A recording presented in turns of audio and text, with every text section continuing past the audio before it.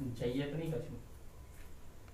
Hello दोस्तों, मैं सत्यम चरण क्लासेस में आपका स्वागत करता हूं। आज हम बात करेंगे रीजनिंग सीरीज की, जो प्रीवियस ईयर एग्ज़ाम में पूछे गए क्वेश्चंस की सीरीज़ लेकर आए हैं। तो आज दोस्तों डिसीजन भी हो गया है कि दिसंबर के लास्ट तक आरआरबी एनटीपीसी के एग्ज़ाम वगैरह हो जाएंगे। ठीक है दोस्तों, तो चलिए पहला क्वेश्चन ये रहा। पहला क्वेश्चन है हमारे पास, यदि 18 फरवरी 1997 को मंगलवार था, तब 18 फरवरी 1999 को कौन सा दिन होगा? तो दोस्तों देखिए, हमें दिया है 18 फरवरी 1997। इस दिन क्या था? मंगलवार था। और हमसे पूछा है 18 फरवरी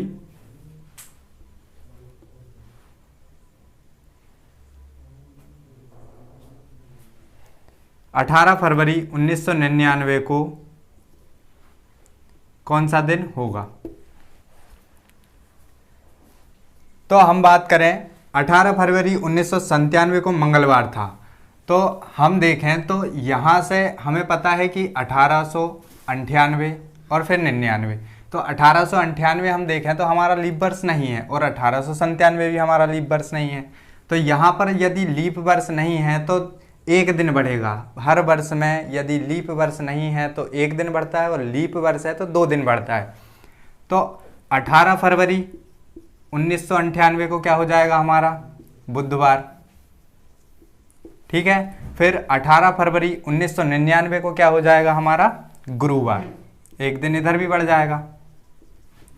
तो यहां मंगल बुध गुरु। तो हमारा option number C, option number 3 is the right answer. ठीक है दोस्तों, चलिए नेक्स्ट क्वेश्चन।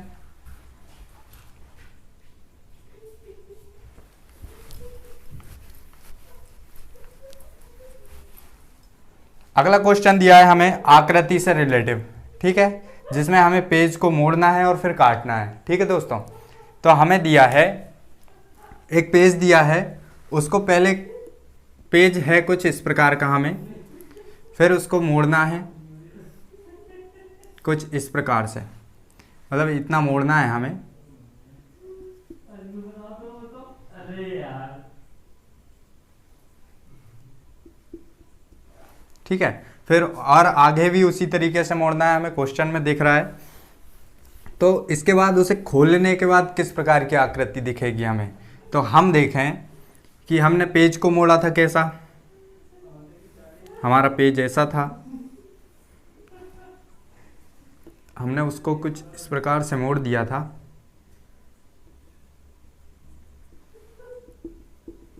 ये हमारी लास्ट आकृति है जो मुड़ी हुई है।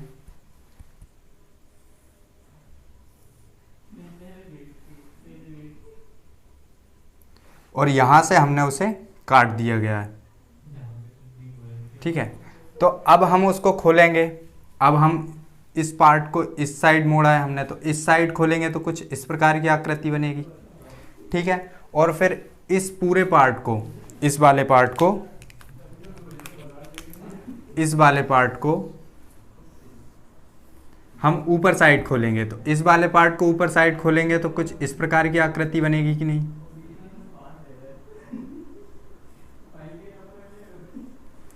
तो हमारा option number C is the right answer. ठीक है दोस्तों, किससे मैच कर रहा है ये? ऑप्शन नंबर सी से। Option number C is the right answer. ठीक है दोस्तों, चलिए नेक्स्ट क्वेश्चन।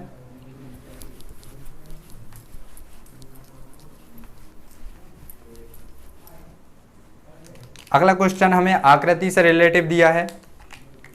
आकृति किस प्रकार की दी है हमें?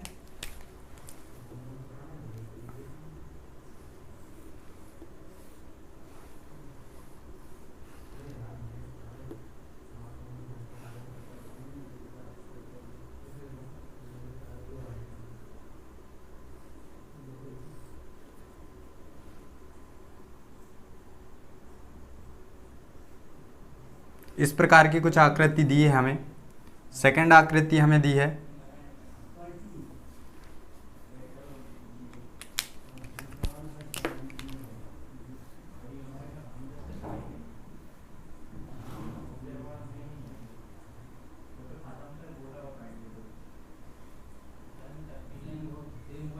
कुछ इस प्रकार की सेकंड आकृति दी है हमें।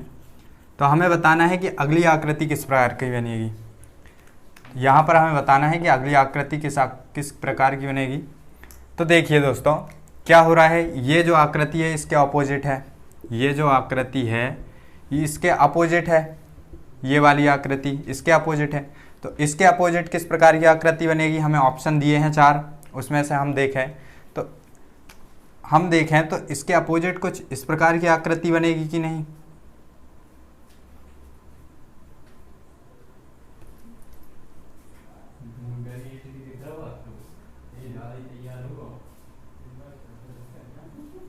कुछ इस प्रकार की आकृति बनेगी। तो हमारा option number A is the right answer. ठीक है दोस्तों, चलिए नेक्स्ट क्वेश्चन। नेक्स्ट क्वेश्चन हमें दिया है पासा से रिलेटिव। तो दोस्तों हमें 2 पासे दिए गए हैं, नीचे एक पासे की 2 स्थितियां दिखाई गई है। यदि नीचे 3 है तो ऊपर कौन सा अंक होगा, ऊपर कौन सी संख्या होगी। ठीक है दोस्तों, तो हमें 2 पासे दिए हैं।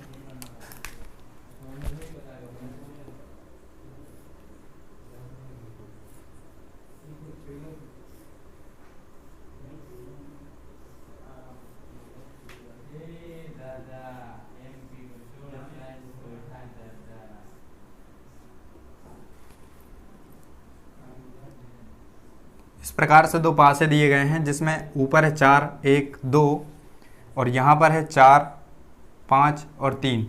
तो हमें बताना है नीचे यदि 3 है तो ऊपर कौन सी संख्या होगी। तो 3 के अपोजिट क्या होगा ये बताना है हमें, क्योंकि नीचे अगर 3 होगा तो ऊपर वाला जो हिस्सा होगा वो अपोजिट ही होगा 3 के। तो पहले तो हम एक डायग्राम इस प्रकार से कुछ बनाते हैं इसके लिए। इन दोनों में कॉमन क्या मिल रहा है हमें, दोनों पासे में, एक पासे की 2 स्थितियों में हमें क्या मिल रहा है कॉमन, हमें कॉमन मिला है 4। ठीक है, तो 4 को हम लिख लेंगे बीच में। ठीक है, फिर उसके बाद क्लॉकवाइज घड़ी की दिशा में इसको घुमाएंगे तो यहाँ पर लिखते हैं 2 और फिर इसको घुमाएंगे घड़ी की दिशा में तो 1।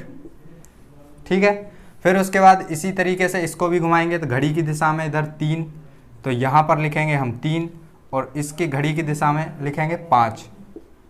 ठीक है, हमसे पूछा गया है कि 3 यदि नीचे है तो ऊपर क्या होगा, तो 3 के अपोजिट क्या होगा 2। तो हमारा आंसर होगा option number 3 is the right answer. ठीक है दोस्तों, चलिए नेक्स्ट क्वेश्चन। यदि दोस्तों सेशन अच्छा लगे, वीडियो अच्छा लगे तो लाइक, शेयर और सब्सक्राइब कीजिएगा और चैनल को शेयर भी कीजिएगा।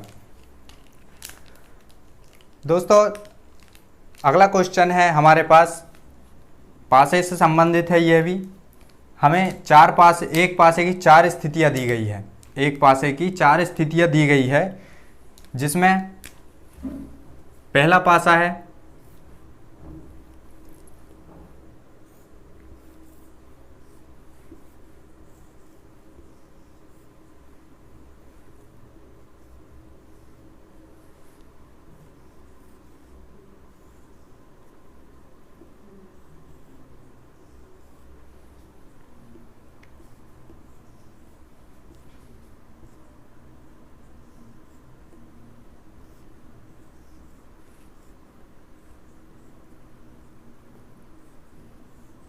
ये एक पासे की 4 स्थितियां हैं जिनमें ऊपर पहले में जामुनी कलर है, नीचे नारंगी, साइड में है बैगनी। ठीक है, दूसरी स्थिति क्या दी है हमें, ऊपर बैगनी है, साइड में नारंगी है और इधर साइड में लाल है। ऊपर हरा दिया है, उसके साइड में हमें दिया है लाल और इधर दिया है हमें नीला। ठीक है, फिर उसके बाद इधर हमें दिया है जामुनी, हरा और बैगनी। तो हमसे पूछा गया है कि निम्नलिखित में से कौन सा हरे रंग के विपरीत है। हमें हरे रंग के विपरीत बताना है। ये हमारा जामुनी है और ये बैगनी। ठीक है, तो हमें हरे रंग के विपरीत बताना है। तो हम इसमें क्या कर सकते हैं, हम इसे 2 तरीके से कर सकते हैं सॉल्व। हमें दो तरीके से सॉल्व करना आता है। इस क्वेश्चन को दो तरीके से सॉल्व कर सकते हैं। दो तरीके से कैसे? पहले देखिए, उसी तरीके से पहले एक आकृति बनाते हैं इस प्रकार की, बहुत इजी आकृति है, याद रख सकते हैं। तो हम देखेंगे कि इस पासे में, इस पासे में ये पहली स्थिति है, दूसरी स्थिति है, ये तीसरी स्थिति है और चौथी स्थिति है।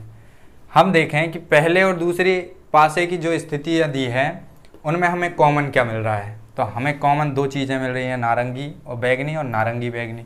लेकिन हमें हरा नहीं मिल रहा, तो हरे के अपोजिट हमें मिल नहीं पाएगा यहाँ से। ठीक है, हम देखते हैं आप पहले पासे की स्थिति और तीसरे पासे की स्थिति। तो हमारे पास दोनों में कॉमन क्या है? हमारे पास दोनों में कॉमन हमें कुछ भी नहीं मिला यहाँ पर। फिर हम देखते हैं दूसरे पासे की स्थिति और तीसरे पासे की स्थिति। इन दोनों में कॉमन हमें क्या मिला? इन दोनों में हमें कॉमन मिला लाल। तो हम यहाँ पर क्या करते हैं, बीच में लिख देते हैं लाल। दोनों में कॉमन क्या है? एक चीज़ कॉमन देखना है हमें अभी। तो दोनों में कॉमन क्या मिला हमें? लाल। अब हम इसको क्लॉकवाइज घुमाएंगे घड़ी की दिशा में, तो ये इधर से इधर पे, तो यहाँ पर आ जाएगा हमारा नारंगी। ठीक है, फिर उसके बाद बैगनी, यहाँ से ये क्लॉकवाइज घूमेगा तो बैगनी। ठीक है, फिर उसी प्रकार यहाँ से यहाँ पे लाल से हरा और हरे से नीला। ठीक है, तो यहाँ पर आ जाएगा हरा और यहाँ पर आ जाएगा हमारा नीला। तो हमसे पूछा क्या है कि हरे रंग के विपरीत क्या होगा। तो हरा रंग ये है, तो हरे के विपरीत क्या होगा? नारंगी। ठीक है, हरे के विपरीत क्या होगा? नारंगी। तो हमारा नारंगी ऑप्शन नंबर 4 से मैच करता है, तो option number 4 is the right answer. तो देखिए दोस्तों, एक और तरीका इसका, हम इसको कैसे कर सकते हैं। एक और तरीका ये है, हम इसको क्लॉकवाइज नहीं घुमाएंगे। यदि ऐसा मिलता है तो हमें हमारा समय पर्याप्त बचेगा। ठीक है, यहाँ पर देखिए पहली स्थिति जो है और तीसरी स्थिति, क्योंकि हमें हरे रंग के विपरीत बताना है, तो पहली स्थिति और चौथी स्थिति, इन दोनों में हमें सेम कलर कॉमन मिल रहे हैं, दो, नारंगी और जामुनी और बैगनी। यहाँ पर भी जामुनी और बैगनी हमें कॉमन मिल रहे हैं। तो जामुनी और बैगनी से जामुनी और बैगनी हम कैंसिल कर दें, तो हमें चाहिए क्या? हरे के विपरीत। तो हरे के विपरीत हमारा क्या आएगा? नारंगी, क्योंकि एक ही कलर बचेगा, 6 साइड होती है पासे में। तो एक कलर बचेगा हमारे पास हरा और एक कलर बचेगा इसमें नारंगी। तो हरे के विपरीत क्या होगा हमारा? नारंगी। तो option number 4 the right answer. ठीक है, चलिए नेक्स्ट क्वेश्चन।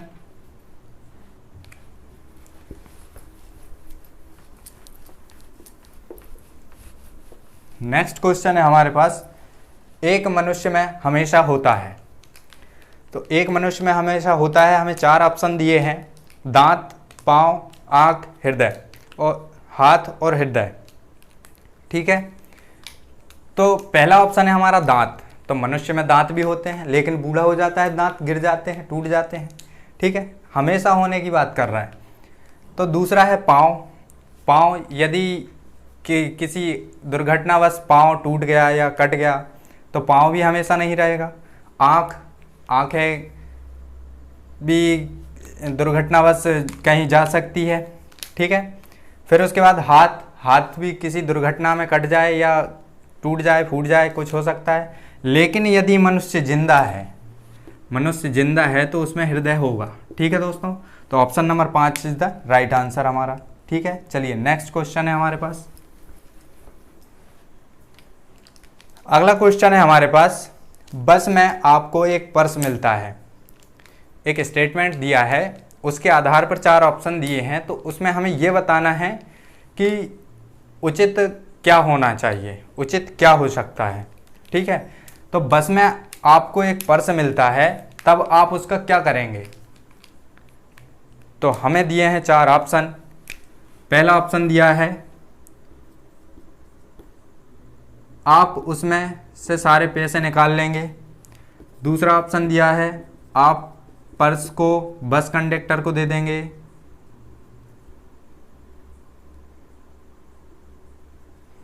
तीसरा ऑप्शन दिया है आप पर्स वाले व्यक्ति का पता लगाएंगे।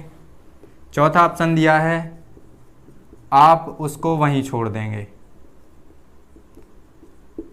तो पहला ऑप्शन हमें जो दिया है, आप उसमें से सारे पैसे को भिखारी को दे देंगे, तो ये वाला ऑप्शन भिखारी को दे देंगे, ये तो सही है। लेकिन एक बात ये है कि जिसका पर्स गिरा है उसे उन पैसों की अधिक आवश्यकता है, तो ये ऑप्शन तो हमारा गलत हो गया।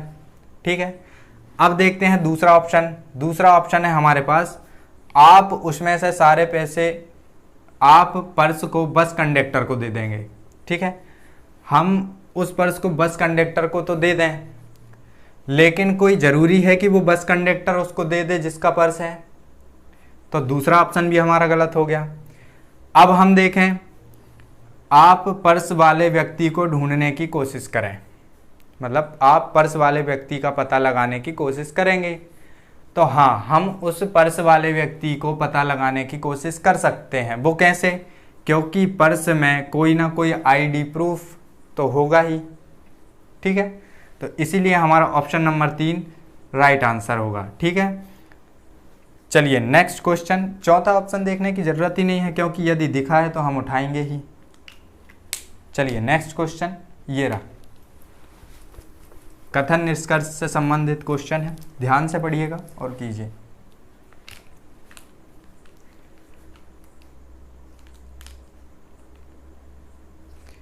देखिए दोस्तों, हमें क्वेश्चन दिया है, हमें 3 कथन दिए हैं और 2 निष्कर्ष दिए हैं। 3 कथन दिए हैं और 2 निष्कर्ष दिए हैं, उनमें से हमें बताना है कि निष्कर्ष कौन सा फॉलो करता है और कौन सा नहीं करता। तो हमें पहला कथन दिया है, कुछ कैलेंडर चित्र हैं, तो ये है हमारा कुछ, ये है हमारा क्या, कैलेंडर। तो जो कैलेंडर का कुछ पार्ट जो है, कैलेंडर का कुछ पार्ट जो है वो क्या है, चित्र। ठीक है, फिर उसके बाद दूसरा स्टेटमेंट हमसे कहा है, दूसरा कथन हमसे कहा है कुछ चित्र फ्रेम हैं, तो हमारा चित्र कुछ इस प्रकार से बनेगा कि कुछ चित्र जो हैं वो क्या है, फ्रेम हैं। ठीक है, फिर उसके बाद हमें तीसरा कथन दिया है कि सभी फ्रेम दीवारें हैं, तो जो फ्रेम का जो पार्ट है वो पूरा किसके अंदर आ जाएगा, दीवार के अंदर आ जाएगा। ठीक है, अब हम इस चित्र के आधार पर निष्कर्ष पढ़ेंगे। इसमें दोस्तों एक चित्र और बन सकता है, एक चित्र और बना सकते हैं, उससे हमें क्वेश्चन करने में क्लियरिटी आ जाएगी। कुछ इस प्रकार का चित्र बनेगा वो कि ये हमारा कैलेंडर हो जाएगा, ये हमारा चित्र हो जाएगा, और ये जो हमारा चित्र के बाद फ्रेम दिया है तो उसे हम इधर भी बना सकते हैं। ठीक है दोस्तों, ये फ्रेम हो सकता है इस तरफ से हो, और जो एक और हमें दिया है दीवार, तो वो इस प्रकार से हो सकता है। तो यहाँ पर हमारा दीवार है। तो अब देखिए हम निष्कर्ष पढ़ते हैं। पहला निष्कर्ष हमें दिया है, कुछ फ्रेम कैलेंडर हैं। क्या कहा है, कुछ फ्रेम जो हैं कैलेंडर हैं। तो हमारा पहला जो चित्र है उससे तो पहला वाला जो निष्कर्ष है वो गलत हो गया, पर दूसरे चित्र से हमारा सही होगा। ठीक है, अब दूसरा जो दिया है, कुछ दीवारें चित्र हैं, तो हमें दूसरा निष्कर्ष जो दिया है, कुछ दीवारें चित्र हैं, तो हाँ, कुछ दीवारें हमारी चित्र हैं, तो पहले से भी सही हो गया और दूसरे से भी हमारा सही होगा। ठीक है दोस्तों, तो ऑप्शन नंबर, हमारा निष्कर्ष नंबर 2 इज़ द राइट। ठीक है, तो इसमें 5 तरीके से कुछ ऑप्शन दिए जाते हैं, तो उसमें हमारा दूसरा नंबर का जो होगा वो सही होगा। ठीक है दोस्तों, चलिए नेक्स्ट क्वेश्चन।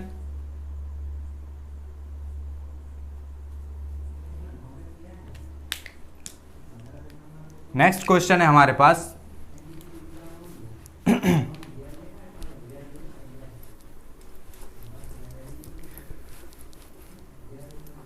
नेक्स्ट क्वेश्चन दिया है हमें, क्या निजी कंपनी को भारत में यात्री रेलगाड़ियां चलाने की अनुमति देनी चाहिए। हमें एक कथन दिया है, उसके आधार पर हमें सही तर्क बताना है कि कौन सा तर्क प्रभावी होगा, मतलब कि कौन से तर्क को पढ़ने में भार ज़्यादा लगता है, मतलब कि कौन सा तर्क अच्छे से, मतलब उसमें सही तरीके से फॉलो कर सकता है। ठीक है, तो हमारा क्या दिया है, क्या निजी कंपनी को भारत में यात्री रेलगाड़ी चलाने की अनुमति देनी चाहिए। तो हम पहला तर्क पढ़ते हैं। पहला तर्क हमें दिया है हाँ, यह भारतीय रेलवे की सेवा की गुणवत्ता में बेहतर बनाएगी और उसे कड़ी प्रतिस्पर्धा का सामना करना पड़ेगा। तो पहला स्टेटमेंट जो दिया है हमें, पहला तर्क जो दिया है हमें वो हमारा सही हो जाएगा, क्योंकि भारतीय रेलवे की हमने स्थिति देखी है कितनी ख़राब है। स्टेशनों पर बहुत गंदगी है और उसमें अभी भी टिकट की भी समस्या होती है, कोई टिकट लेता है नहीं लेता। यदि हम प्राइवेट संस्थानों को दे दें तो उसकी गुणवत्ता बेहतर हो जाएगी। फिर टिकट उनके नियम अनुसार चलेगा, टिकट काउंटर या रेलवे स्टेशन जो भी है उनके अनुसार चलेगा गाड़ियाँ, ठीक है। तो उसी प्रकार दूसरा तर्क हमें दिया है नहीं, निजी कंपनी गैर मुनाफे वाले क्षेत्र में प्रचालन के लिए राजी नहीं हो सकती। तो ये हमारा दूसरा जो तर्क दिया है, गैर मुनाफे वाले क्षेत्र में प्रचालन के लिए राजी नहीं हो सकती। तो ऐसा नहीं है, यदि कंपनी को मुनाफा नज़र आएगा तो वह चलाएगी, लेकिन यह सत्य नहीं है, ठीक है। तो हमारा तर्क पहला वाला भारी है, ठीक है दोस्तों। चलिए नेक्स्ट क्वेश्चन ये रहा।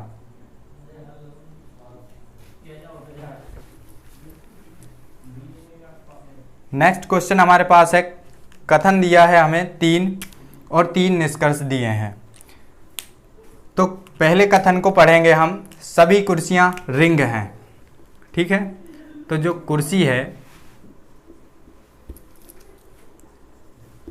कुर्सी है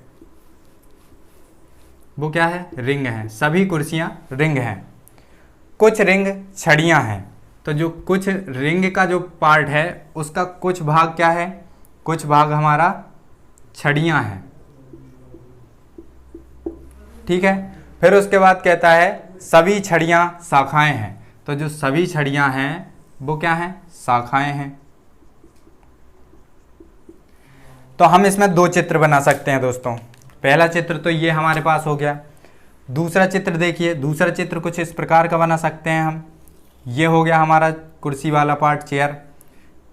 ये हो गया हमारा रिंग, ठीक है। और फिर उसके बाद कहा है कुछ रिंग छड़ हैं। तो हो सकता है कि कुछ रिंग का पार्ट यहाँ भी हो, छड़ वाला पार्ट यहाँ हो, ठीक है। और फिर आगे कहा है सभी छड़ें शाखाएं हैं। तो इस प्रकार से कुछ हमारा सेकंड चित्र बनेगा। तो अब हम दोनों चित्र से इसकी तुलना करेंगे। तो दोनों चित्र से अगर तुलना करें तो पहला निष्कर्ष है हमारा कुछ शाखाएं कुर्सी हैं। तो यहाँ पर देखें तो हमारा पहला जो निष्कर्ष है वो पहले वाले चित्र से तो गलत है, ठीक है। पहला निष्कर्ष हमारा पहले वाले चित्र से गलत है, लेकिन दूसरे वाले चित्र से सही हो गया, ठीक है। फिर उसके बाद दूसरा निष्कर्ष पढ़ते हैं, कुछ शाखाएं रिंग हैं। तो हमारा जो शाखाओं का पार्ट है वो कुछ रिंग में है। तो हाँ है, यहाँ भी है और यहाँ पर भी है हमारा सेकंड वाले चित्र में भी। तो दोनों से हमारा सेकंड वाला निष्कर्ष हमारा दोनों से सही हो जाएगा। तीसरा वाला जो दिया है हमें, तीसरा निष्कर्ष कुछ छड़ियाँ कुर्सियाँ हैं। तो हमारे पास देखा हमने कि कुछ छड़ियाँ कुर्सियाँ हैं। तो पहले वाले से तो हमारा क्या हो गया, गलत हो गया, और दूसरे वाले से देखें तो सही हो गया है, ठीक है। तो यहाँ पर हमारा फॉलो कौन सा करेगा, सिर्फ 2 फॉलो करेगा। 2 फॉलो क्यों करेगा, क्योंकि इसमें दोनों चित्रों से सही निष्कर्ष मिल रहा है हमें, ठीक है दोस्तों। चलिए नेक्स्ट क्वेश्चन।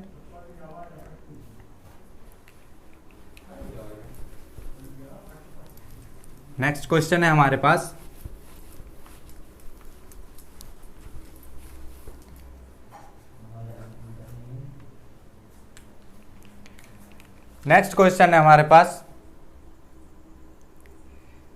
अगला क्वेश्चन है हमारे पास, संसद के द्वारा पारित 42वें संविधान संशोधन के अनुसार राष्ट्रपति मंत्रिमंडल की सलाह मानने के लिए बाध्य है।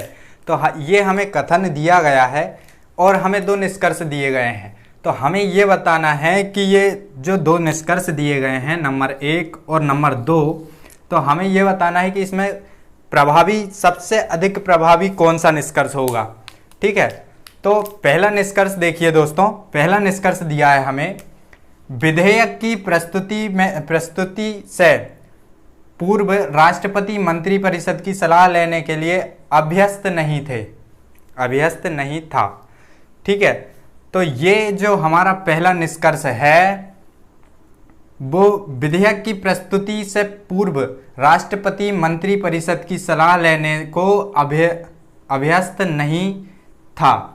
तो ये जो अभ्यस्त है उसका मतलब क्या है, उसका मतलब बाध्य ही होता है। ठीक है दोस्तों, तो उसका मतलब क्या होता है, बाध्य ही होता है।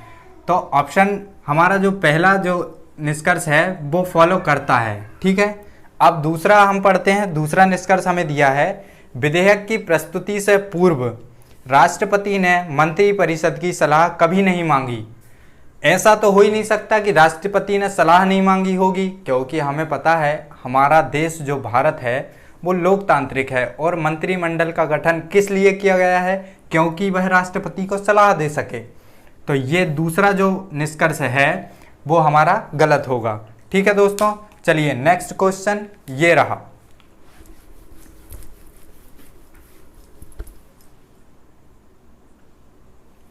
अरे यार वो पानी की बोल देना यार, वो थैंक यू।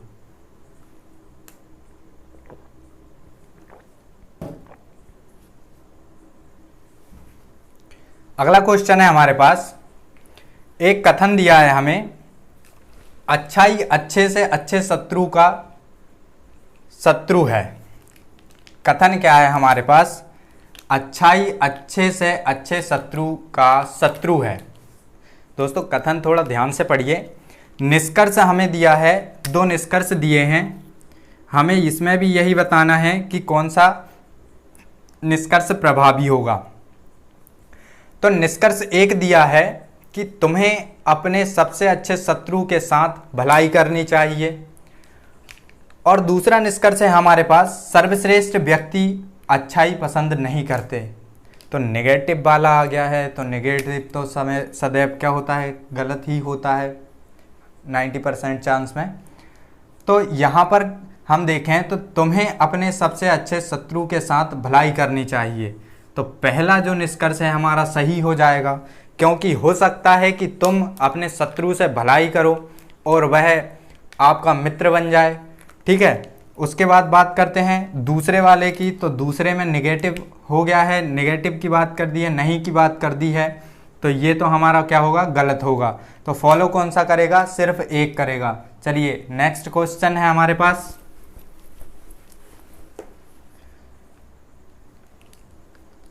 क्वेश्चन है हमारे पास, किसी प्रणाली के आधार पर कुछ समीकरण हल किए गए हैं। विकल्प के रूप में दिए गए 4 उत्तरों में से प्रत्येक प्रश्न के हल ना किए गए समीकरण का उचित उत्तर खोजिए।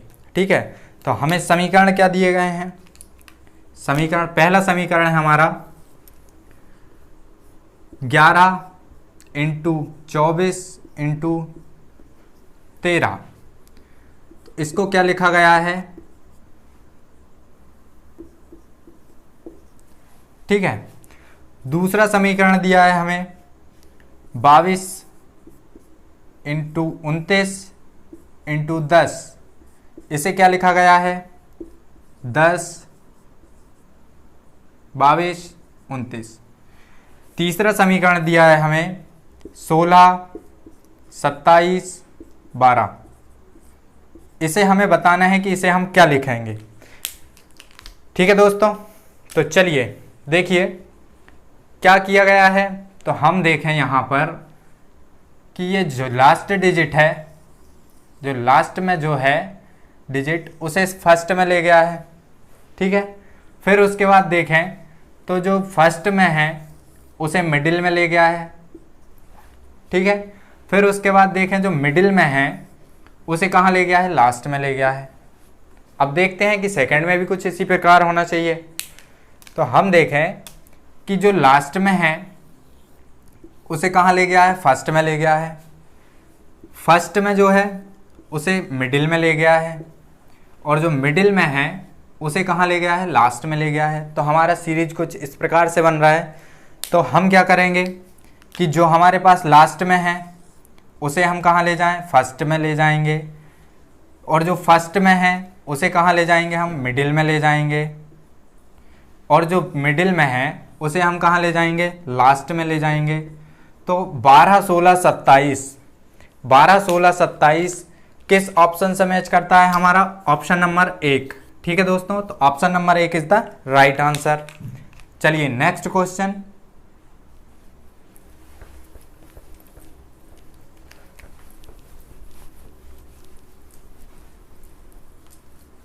दोस्तों यदि किसी भी क्वेश्चन में आपको कोई भी दिक्कत हो या फिर आपको कंफ्यूजन लगे या फिर आपको कुछ समस्या लगे तो आप कमेंट बॉक्स में कमेंट करके ज़रूर बताएं। ठीक है दोस्तों, अगला क्वेश्चन हमें दिया है 34 स्टार 12 बराबर 23, 28 स्टार 76 बराबर 52।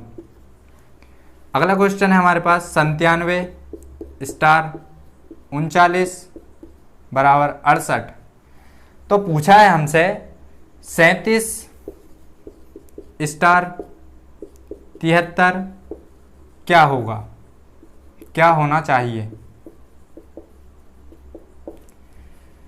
तो दोस्तों हमें 4 ऑप्शन दिए हैं, 32, दूसरा ऑप्शन 25, तीसरा ऑप्शन 86 और चौथा ऑप्शन 55। तो देखिए दोस्तों क्या किया जा रहा है, यदि हम इन दोनों को देखें तो अब स्टार का मतलब तो कुछ भी हो सकता है, गुणा भाग घटाना जो भी कर सकते हैं वो कर सकते हैं, लेकिन 23 किस प्रकार आया वो करना है हमें। ठीक है, तो यदि हम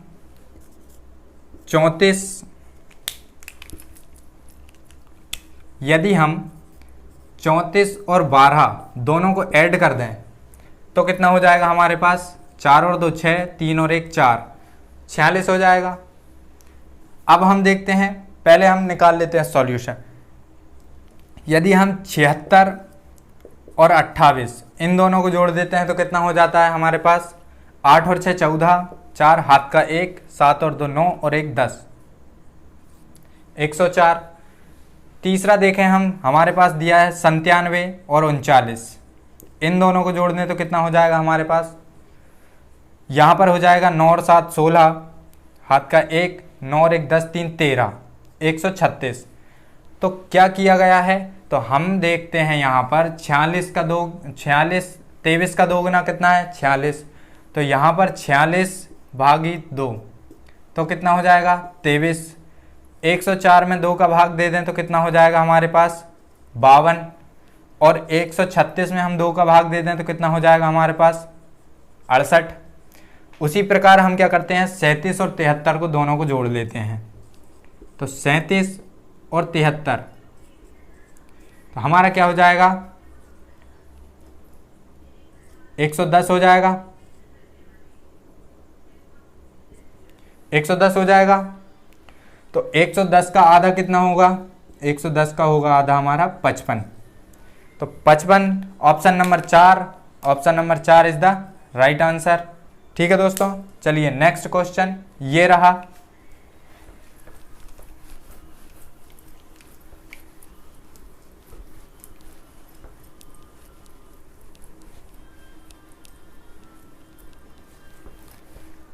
अगला क्वेश्चन है हमारे पास, यदि प्लस का अर्थ गुणा, गुणा का अर्थ माइनस, भाग का अर्थ प्लस और माइनस का अर्थ भाग हो तो हमें एक समीकरण दिया है। समीकरण क्या दिया है, देखिए समीकरण दिया है हमें 288 minus 32 plus 6 into 45 divide by 9 is equal to question mark.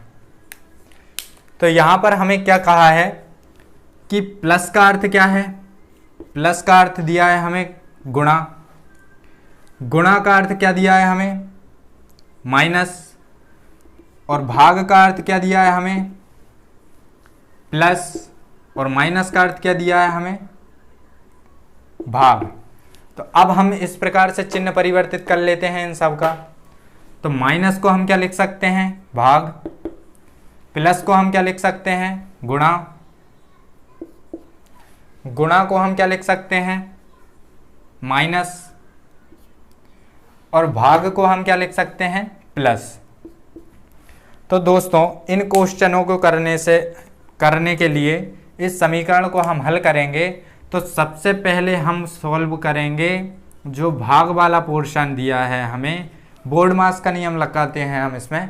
तो बोर्ड मास के नियम से हम इसको सॉल्व करेंगे।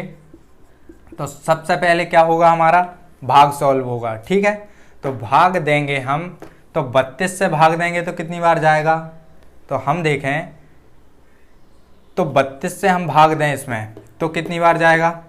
तो यहाँ पर हम देखते हैं 8 चौके 32, 8 3 24 और 8 6 48, 4 9 36। ठीक है, फिर गुणा करते हैं तो 9 6 54 माइनस 45 प्लस 9।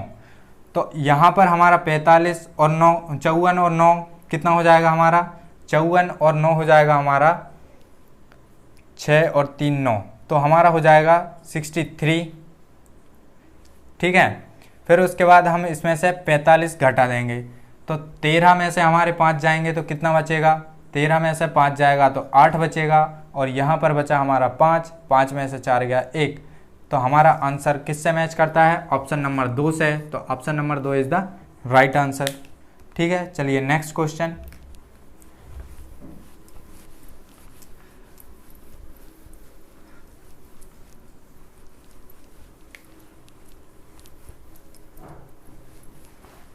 अगला क्वेश्चन है हमारे पास, एक सीरीज दी है हमें 16, 24, 36, 54, 81 और 121.5। तो हमें बताना है कि अगला पद क्या होगा। ठीक है, तो देखिए दोस्तों, हम देखते हैं इसमें क्या हो रहा है।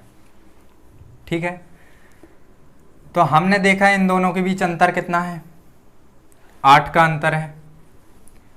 फिर आगे भी इसी प्रकार हमने देखा अंतर कितना है, 24 6 30 और 6 36, तो 12 का अंतर है। उसी प्रकार आगे देखें तो कितने का अंतर है, तो 14 में से 6 जाएंगे हमारा 8 और यहाँ पर बचा हमारा 4 में से 3 गया 1, 18। ठीक है, उसी प्रकार हम देखें तो इधर कितने का अंतर है, 11, इधर 11 हो जाएगा, 11 में से 4 जाएंगे तो कितने बचेंगे, 7 और यहाँ पर बचा कितना हमारा 7, 7 में से 5 गए 2, 27। तो हमने देखा 8 से 4 12, 12 से हमारा कितना 6 आगे हुआ तो कितना हुआ 12 और 6 18, 18 से हमने देखा 9 हो गया।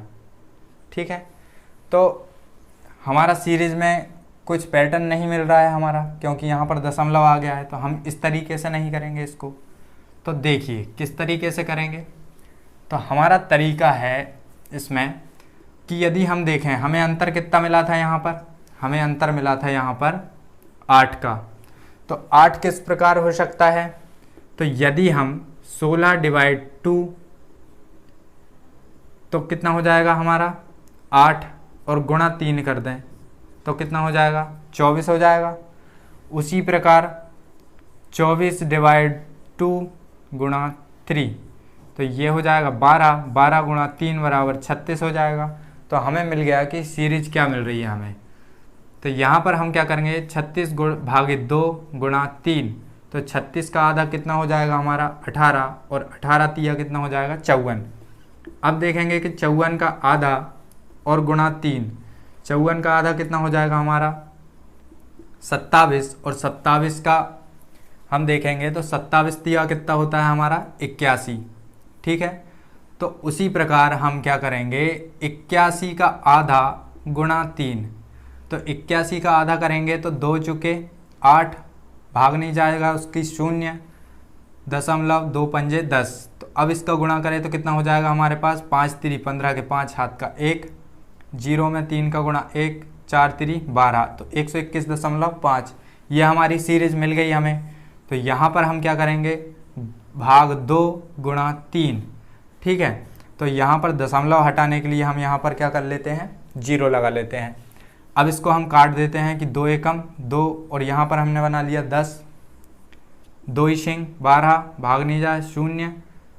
आगे हमें क्या हो गया यहाँ पर 15, 2 साते 14 और 2 पंजे 10, यहाँ पर दशमलव लगाकर 2 पंजे 10, और यहाँ पर हमारा 10 है तो 10 की हम 1 दशमलव और आगे बढ़ा देते हैं तो हमारा क्या हो जाएगा 60.75। इसमें गुणा कर देते हैं 3 का, तो हमारा 3 का गुणा करने पर 5 3 15 के 5 हाथ का 1, 7 3 21 और 1 22 के 2 हाथ का 1, सॉरी 2, 3 0 यहाँ पर 2 आ जाएगा हमारा, और 6 3 18। ठीक है, तो हमारा यहाँ 2 अंकों के बाद दशमलव है तो यहाँ भी 2 अंकों के बाद दशमलव होना चाहिए। तो option number 1 is the right answer. ठीक है, ऑप्शन नंबर 1 से हमारा ऑप्शन मैच करता हुआ दिख रहा है। ठीक है, चलिए नेक्स्ट क्वेश्चन ये रहा।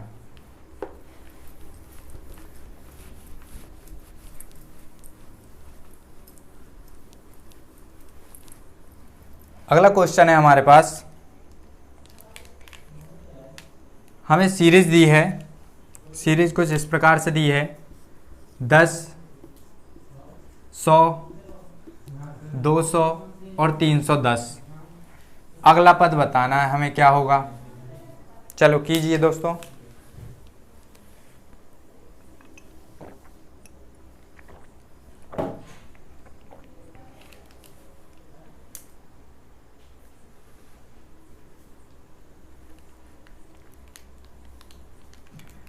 तो देखिए यहाँ पर क्या दिया है 10, 10 के बाद कितना है 100। तो हमने देखा 10 में यदि हम प्लस 90 ऐड करेंगे तो कितना हो जाएगा 100 हो जाएगा। यदि हम 90, यहाँ पर हमारा 100 है, 100 में यदि हम 100 ऐड करेंगे तो कितना हो जाएगा 200 हो जाएगा। और 200 में यदि हम 110 ऐड करेंगे तो कितना हो जाएगा हमारा 310 हो जाएगा।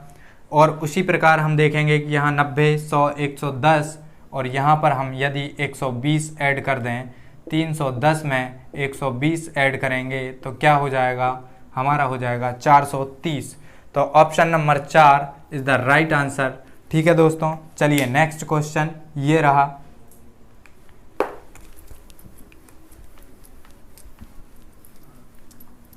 दोस्तों यदि वीडियो अच्छा लगे तो लाइक शेयर और चैनल को सब्सक्राइब जरूर कीजिएगा और चैनल को शेयर भी कीजिएगा। ठीक है दोस्तों, चलिए नेक्स्ट क्वेश्चन हमें कुछ इस प्रकार का दिया है।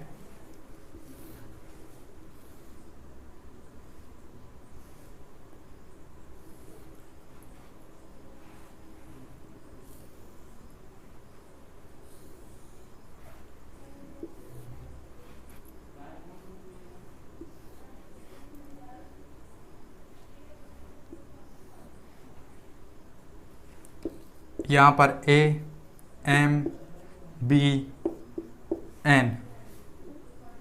ठीक है। उसके बाद यहाँ पर दिया है RCSD और यहाँ पर दिया है EUF और यहाँ पर पूछा गया है क्वेश्चन मार्क क्या आएगा।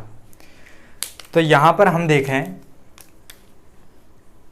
यहाँ पर यदि हम देखें तो यहाँ पर क्या हो रहा है, A से यहाँ पर B हो रहा है और M से यहाँ पर N हो रहा है। उसी प्रकार R से S और C से D, और देखें इधर भी तो E से F, तो U से क्या हो जाएगा हमारा B, तो U से B, तो ऑप्शन नंबर 4 हमारा सही आंसर होगा। Option number 4 is the right answer. चलिए नेक्स्ट क्वेश्चन, ये हमारी सीरीज का अंतिम क्वेश्चन है। ठीक है दोस्तों, यदि वीडियो अच्छा लगे तो लाइक शेयर और सब्सक्राइब ज़रूर कीजिए, और जो भी कन्फ्यूज़न हो, यदि क्वेश्चन कोई समझ नहीं आया हो तो आप कमेंट बॉक्स में कमेंट करके बताएं, हम आपको कोशिश करेंगे समझाने की। तो क्वेश्चन दिया है हमें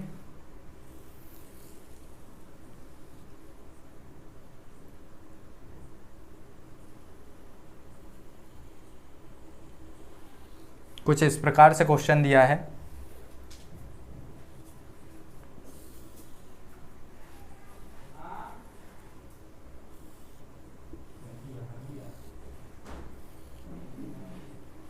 ठीक है,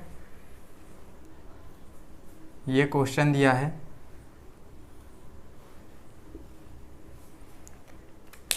अब हम देखें यहाँ पर हमें क्या दिया है 7, 6 7 8 11 10 3 2 13 221 क्वेश्चन मार्क और यहाँ पर दिया है 85। तो हमें ये बताना है कि क्वेश्चन मार्क के स्थान पर क्या आएगा। हमें 4 ऑप्शन दिए हैं 117, 119, 113 और 125। तो दोस्तों हम इसमें क्या कर सकते हैं, तो देखिए हम क्या कर सकते हैं इसमें। तो हम देखें यहाँ पर, तो 7 का स्क्वायर कितना होता है 49 और 6 का स्क्वायर कितना होता है हमारा 36। ठीक है, और इन दोनों को ऐड कर दें हम, तो इन दोनों को ऐड करने पर हमें क्या मिलेगा 85 मिलेगा, 85 मिलेगा हमें। अब उसी प्रकार हम क्या करते हैं, देखते हैं कि सीरीज हमारी मैच होती है नहीं, है ना। यहाँ पर 2 का स्क्वायर करते हैं तो 2 का स्क्वायर कितना हो जाएगा 4 और 3 का स्क्वायर कितना हो जाएगा 9। यदि इन दोनों को जोड़ें तो 9 और 4 13, हमारी सीरीज बनती हुई हमें दिख रही है। अब देखते हैं यहाँ पर क्या हो रहा है। यहाँ पर भी अगर देखें तो 11 का स्क्वायर कितना होता है 121 और प्लस 10 का स्क्वायर कितना होता है हमारा 100। तो 121 और 100 को जोड़ेंगे तो 221। इसी प्रकार हम 7 का स्क्वायर करेंगे 49 और 8 का स्क्वायर करेंगे 64। इन दोनों को हम ऐड कर देंगे तो 9 और 4 कितना हो जाएगा हमारा 15 के 5 हाथ का 1, 6 और 4 10 और 1 11। ठीक है दोस्तों, तो ऑप्शन नंबर कुछ ऐड करने में मिस्टेक हुई है। तो 7 का स्क्वायर कितना हो जाएगा हमारा 49 49 और 8 का स्क्वायर कितना हो जाएगा 64।